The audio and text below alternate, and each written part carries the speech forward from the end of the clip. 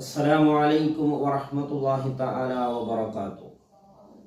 ബിസ്മില്ലാഹിർ റഹ്മാനിർ റഹീം. അൽഹംദുലില്ലാഹി റബ്ബിൽ ആലമീൻ. വസ്സലാത്തു വസ്സലാമു അലാ അശ്റഫിൽ മുർസലീൻ വഅലാ കുല്ലി സഹാബത്തി അജ്മഈൻ. വിശുദ്ധമായ ശഅബാൻ മാസത്തിൽ പുണ്യമുള്ള ഒരു രാവാണ് ബറാത്ത് രാവ്. അതുപോലെ തന്നെ അന്നത്തെ ദിവസം ബറാത്തിന്റെ അന്ന് പകൽ നോമ്പ് സുന്നത്തുള്ളതുമാണ്.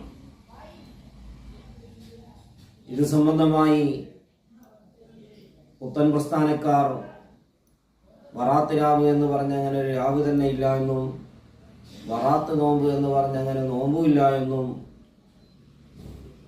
പ്രസംഗിച്ചിട്ടും എഴുതിയിട്ടും ജനങ്ങളെ തെറ്റിദ്ധരിപ്പിച്ചുകൊണ്ടിരിക്കുന്ന സമയമാണ്. എന്നാൽ ഇത് സംബന്ധമായി മഹാന്മാരായ പണ്ഡിതന്മാർ എന്ത് പഠിപ്പിച്ചു, അതിലേക്ക് നമുക്ക് നോക്കാവുന്നതാണ്.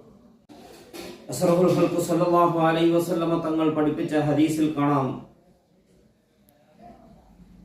അന്ന റസൂലുള്ളാഹി സ്വല്ലല്ലാഹു അലൈഹി വസല്ലം ഖാല അതാനി ജബ്രായിൽ അലൈഹിസ്സലാം ഫഖാല ആദിഹി ലൈലത്തു നിസ്ഫു മിന ശഅബാൻ വലില്ലാഹി ഫിയാ ഉതഖാഉ മിനൻ നാർ ബി അദദി ശുഊരി അനവി ഖൽബി.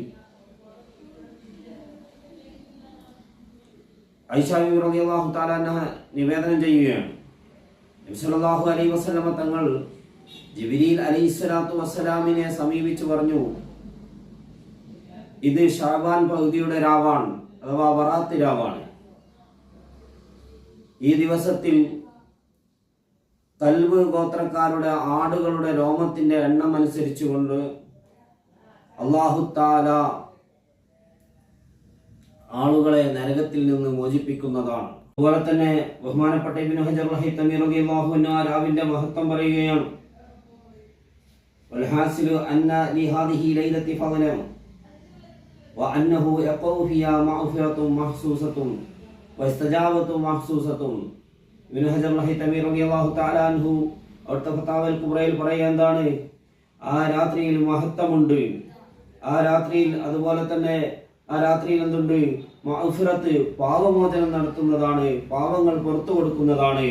അതുപോലെ ദുആക്ക് പ്രത്യേകം ഇജാബത്തുള്ള രാത്രിയുമാണ്.